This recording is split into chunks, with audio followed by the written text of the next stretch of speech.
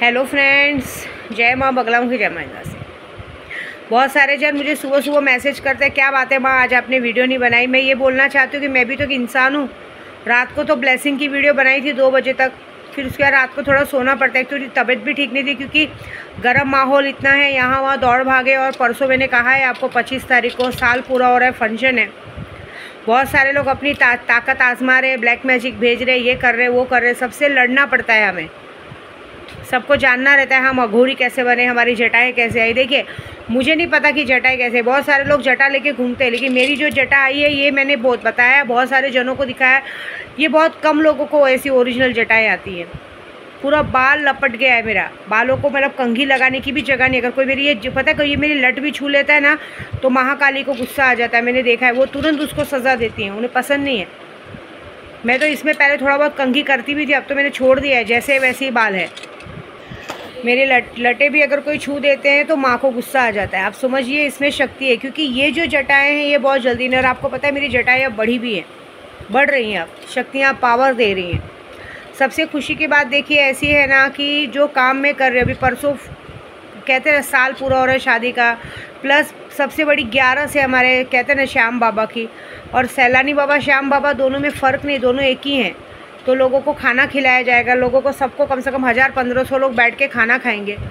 तो मतलब एक तरह से 40 दिन पूरा हो रहा है। ये 2-3 कारण है कि एक तो शादियों के साल पूरा हो रहा है, ऊपर से मेरी 40 दिन की जो पूजा हो रही है उसका एक नैवेद्य, और 11 से श्याम बाबा का, सबको मिला के खाना खिलाया जा रहा है, जिससे शक्तियाँ बहुत जल्दी एक्टिव होंगी। और एक्टिव होके मैं अभी भी सबको कह रही हूँ, जिसने सुल्तान जीन और 1.5 फुटिया जीन लिया है ना, उसको जैसी 29 तारीख को मंत्र मिलेगा, उसके आने वाले 72 घंटे के अंदर बहुत बड़ी चीज़ का फ़ायदा होने वाला है। अभी एक और बात बता रही हूँ कि सबसे पहली बात की अभी सुना है कि कश्मीर में कहीं पे बेलगांव में लोगों पे, हमारे हिंदुओं पे फायरिंग की गई, उनको मार दिया गया। ये होना ही है। हमारे देश में आज की तारीख में जो राजनीति चल रही है, जो ये गंदी राजनीति चल रही है हिंदू मुस्लिम की, हिंदू मुस्लिम को लड़वा रहे, कभी दरगाह तोड़वा रहे, कभी मंदिर तोड़वा रहे, उसके बाद भाषा के वाद विवाद हो रहा है। भाषा पे तो मैं एक बात बताऊँ, भाषा तो कोई मुद्दा ही नहीं कि वाद विवाद करें।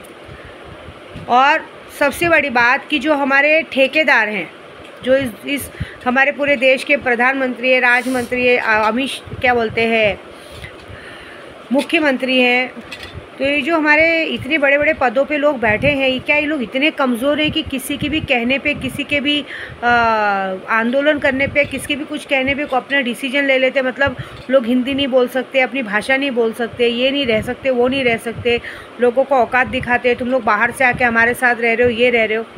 फिर इसी चीज़ का बदला बाहर लिया जा रहा है, इसी चीज़ का बदला बाहर लिया गया। देखिए 20 के 20 लोगों को मार दिया गया कश्मीर में।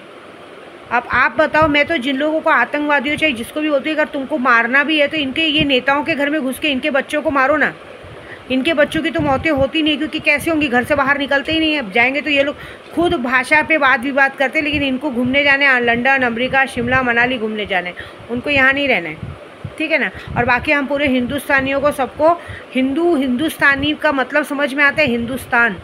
हिंदुस्तान का जो नक्शा है, उसमें तुमने कभी हिंदुस्तान का नक्शा देखा है? उसमें कभी तुमने पूरा देखा है? कितने सारे देशों का नाम है, पंजाब, गुजरात, महाराष्ट्र, सब लिखा हुआ है। सब कहीं भी जाके रह सकते, कुछ भी रह सकते हैं। मुझे तो नहीं लगता कि 47 में देश आज़ाद हुआ है, क्योंकि आज की तारीख में 47 से देश आज़ाद हो गया, और अभी आज की तारीख में कोई भी नई पार्टी शुरू कर दे रहे, और कोई भी नई पार्टी वाले आके अपना आंदोलन कर देते और अपना बात रख देते, और उनकी बात माननी पड़ती है। हम लोग सबके नौकर हैं। मतलब अभी हम लोग, ये लोग हमारा घर चलाते हैं, ये लोग हमारे घर का भाड़ा लाइट बिल भरते हैं, ये लोग हमारे घर का इनकम टैक्स भरते हैं कि हम इनकी बात सुने। कहीं कोई भी आए दिन आके कोई भी नया गुंडा आके हमको, किसी को भी हाथ में हाथ उठा देगा, किसी को भी मार देगा, पीट देगा। और हमारे देश के जो माननीय प्रधानमंत्री हैं, मुख्यमंत्री जी, वो लोग सिर्फ मुँह देखते हैं, और उसके बाद हमें भी अल्टीमेट दे दे कि जैसा है तैसे चलो। यही देश की रीति चल रही है। बाद में क्या होता है, भाषा वाद विवाद पे।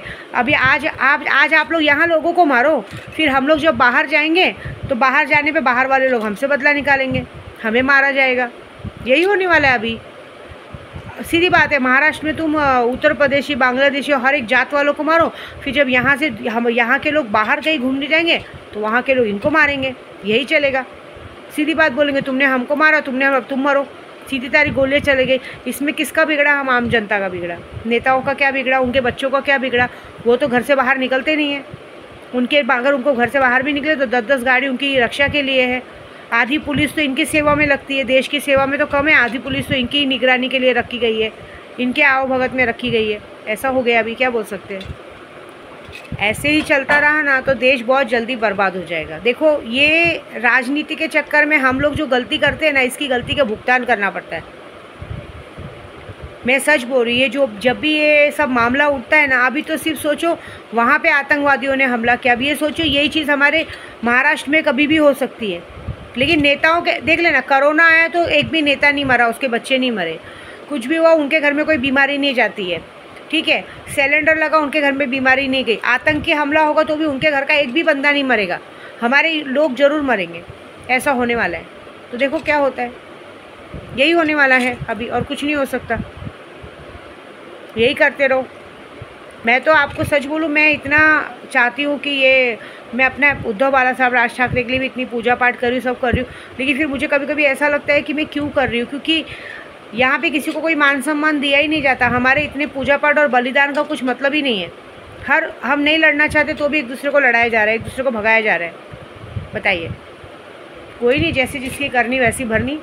मैं तो अपनी पूजा पूरी कर रही हूँ। देखो, अभी भी कहूँगी, जितने लोग भी सोच रहे हैं ना, अभी किसी ने मुझे आज सुबह मैसेज किया, कोई महाराष्ट्र का आदमी था, मुझे कम से कम 50 बार उसने फ़ोन किया। मैंने पहले ही कहा मैं किसी का फ़ोन नहीं उठाती हूँ, मैं यहाँ पूजा करने आई हूँ, तुम लोगों के सवाल जवाब देने नहीं आई हूँ मैं। 10 बार मुझे फ़ोन करोगे, 10 लोग व्हाट्सएप पे मैसेज करेंगे, माँ ये माता जी हो गया, वो हो गया।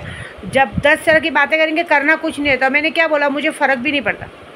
मैंने पहले ही कहा, जो मुझे 10 बार फ़ोन करेगा मैं उसका नंबर ब्लॉक कर दूँगी, क्योंकि मैं पूजा पाठ पर रहती हूँ। एक बार पूजा करने में क्या बोलते हैं, हनुमान चालीसा सब करने में, हर एक पूजे में 1.5 2 घंटा बैठना पड़ता है। उसके बाद मेरे पास बात करने का टाइम नहीं रहता। भरोसा है तो काम करो, नहीं तो मत करो, ठीक है। काम होगा तो आपका भला होगा, मेरा नहीं होने वाला है। अभी एक आदमी 4 दिन से मुझे एक्चुअली महाराष्ट्र के लोग में भी एक चूल इतनी गंदी है कि एक औरत कैसे पूजा पाठ कर सकती है। ज़बरदस्ती फ़ोन करके मैं दरबार चला होता है, जो मेरा गुरु नहीं है। अब सोचा, ऐसे लोगों की वजह से कितने ढोंगी पंडित लोग जिनका गुरु भी नहीं है, उन्हें गुरु का नाम नहीं मालूम है, गुरु की दीक्षा कौन सी ली वो नहीं पता है, पूजा पाठ कौन सा वो नहीं पता है, और दरबार चालू करके बैठ गए, लोगों को चूतिया बनाना शुरू कर दिया। क्या बोलते हैं, मैं दरबार चालू कर रहा हूँ तो मुझे दरबार पे गद्दी पे लोगों को खींचना है, वो शक्ति चाहिए, लेकिन गुरु नहीं है, गुरु मंत्र नहीं है। एक बात याद रखना, आपके पास अगर गुरु मंत्र नहीं है, दीक्षा नहीं है, तो आपकी शक्ति, जो लोग ऐसे शक्ति ले रहे हैं वो अलग बात है, लेकिन जो दरबार चला रहे हैं, जो पूजा पाठ करते हैं, लोगों का भला करने का काम कर रहे हैं, अगर उनके पास गुरु नहीं है तो वो किसी का भला नहीं कर सकते, खुद का भला कर ही नहीं पाते, दूसरे का क्या करेंगे। मैं खुद विद्या देवी बता रही हूँ, मैं इतना पूजा पाठ करती हूँ, मैंने अपनी शक्तियों से इतना तो सीखा है। मैं अपनी शक्तियों से जब जो चीज़ के लिए खर्चा पानी मांगती हूँ, जो चीज़ की ज़रूरत रहती है, वो मेरी पूरी करते हैं। मैं सबसे पहले अपने परिवार का बंदिश करती हूँ। मैंने सबसे पहले अपना भला करना सीखा, एक बात याद रखना, दूसरों का भला बाद में। मुझे तुरंत आभास हो जाता है कि ये काम हो रहा है। कल भी जो चीज़ से दिमाग ख़राब हो रही थी, शक्तियों ने मुझे दोपहर से ही कह दिया था कि झगड़े का माहौल बन रहा है, सामने वाले ज़बरदस्ती आपसे झगड़ा करने का कर रहे हैं, आप शांत रहो, आप शांत रहो, आप शांत रहो। लेकिन मैं शांत रह के, एक आदमी की सीमा होती है, क्योंकि अभी कैसा है ना, मैं शक्तियाँ सिद्ध करते करते ना, हम खुद के अंदर एक शक्ति जागृत हो गई। मुझे गलत बात, गलत चीज़ बर्दाश्त नहीं होती। मैं जहाँ रहती हूँ मुझे साफ़ सुथरी जगह चाहिए, जो चीज़ें परफेक्ट काम चाहिए, बगैर बोले फटाफट परफेक्ट काम होना चाहिए, मेरा ऐसा है। फिर क्योंकि दिमाग ख़राब होता है, और अब ऐसा दिमाग ख़राब होता है कि सच बोलूँ तो अब तो मेरा हाथ उठने लग गया, क्योंकि मुझे गलत चीज़ बर्दाश्त ही नहीं है। इससे अच्छा तो मुझसे बात ना करो तो अच्छा है। मैं सबको ये कहूँगी, यूट्यूब पे भी अगर देखा जाए कि विद्या देवी का दिमाग गर्म है तो आधे घंटे के लिए मुझसे कोई बात मत करो, क्योंकि शक्तियाँ फिर आपको परेशान कर देंगी। याद रखना, मैंने 50 बार कहा है। मैं आप लोगों को देख रही हूँ, मुझे पता चल रहा है, लेकिन आप लोगों को मैं मजाक लगती हूँ, लेकिन मेरी शक्तियाँ आपको पूरी तरह देख रही हैं। जब आप मेरा मजाक बनाएंगे ना, वो तुम्हारा मजाक बनाएंगे। अगर सैंपल के तौर पे, जैसे भी मैंने अपनी कलीग को कहा जो मेरे साथ आई कि ज़रा सिगरेट लगा के विश करो, वो वहाँ क्या विश कर रहे हैं ना, वो तक हमें शक्तियाँ बताती कि वहाँ क्या विश हो रहा है, हमें सब पता चलता है। ऐसा होता है। तो आप लोग जहाँ कहीं भी जो भी चीज़ करोगे ना, वो हमें पता चलेगी। अगर वो चीज़ जायज़ रहेगी तो ही शक्तियाँ आपका बात सुनेगी, अगर वो चीज़ नाजायज़ रहेगी तो शक्तियाँ आपको उस बात की सज़ा भी दे देंगी। ऐसी है ये। मैंने आज तक जो शक्तियों को सिद्ध किया है ना, वो शक्तियों में एक ऐसी ताकत सिद्ध की है कि मुझे एकदम से पैसे नहीं चाहिए। मैंने अपनी शक्तियों को ऐसा कहा है कि जब जो चीज़ की ज़रूरत है उसे पूरी करते जाओ। मैं आपको क्या कह रही हूँ, अगर छोटा सा बच्चा कोई रो रहा है, अगर मैं उसके सर पे हाथ रख के 2 मिनट विश भी कर दूँ ना तो बच्चा शांत हो जाता है। किसी के शरीर में बहुत ज़्यादा दर्द है और अगर मैं यहाँ से 2 मिनट उसके लिए नाम पे विश कर दूँ ना तो वो दर्द चला जाए, इतना ताकत मेरे अंदर है। पैसों की जहाँ तक बात है, पैसा तो भाई एक कागज़ का नोट है, उसको कमाने के लिए तो मेहनत करनी पड़ती है। कितने लोग क्या कहते हैं, हमारे पास बैग रख के चले जाओ। अभी एक जन ने कहा कि मुझे शक्ति ऐसी चाहिए, कौन सी, चुड़ैल की क्या, प्रेत की शक्ति चाहिए कि वो शक्ति उसके साथ बीवी बन के इंसानी रूप में रहे। वाह, तो एक काम करो ना, आ जाओ सैलानी दरबार में, बहुत सारे भूत प्रेत है, एक आध भूत प्रेत तो अंदर घुस ही जाएंगे, तब इंसानी रूप में क्या, तब तुम ही उनको बना के खिलाना। अरे ये सब सीरियल में अच्छा लगता है, पिक्चर में अच्छा लगता है। रियलिटी ये है कि हम जो सोचें वो हमारा काम होना चाहिए, उसको कहते हैं शक्ति। हम कहीं जा रहे हैं और वहाँ पे हमारी चीज़ों को प्रोटेक्ट करने वाले को शक्ति कहते हैं, ऐसे किसी भी चीज़ को शक्ति नहीं कहते, ठीक है। तो शक्ति लेनी है, नाम, फ़ोटो, एड्रेस भेजो, खर्चा भेजो, आपका काम हो जाएगा, नहीं तो फिर बैठे रहो, ठीक है। जय माता दी।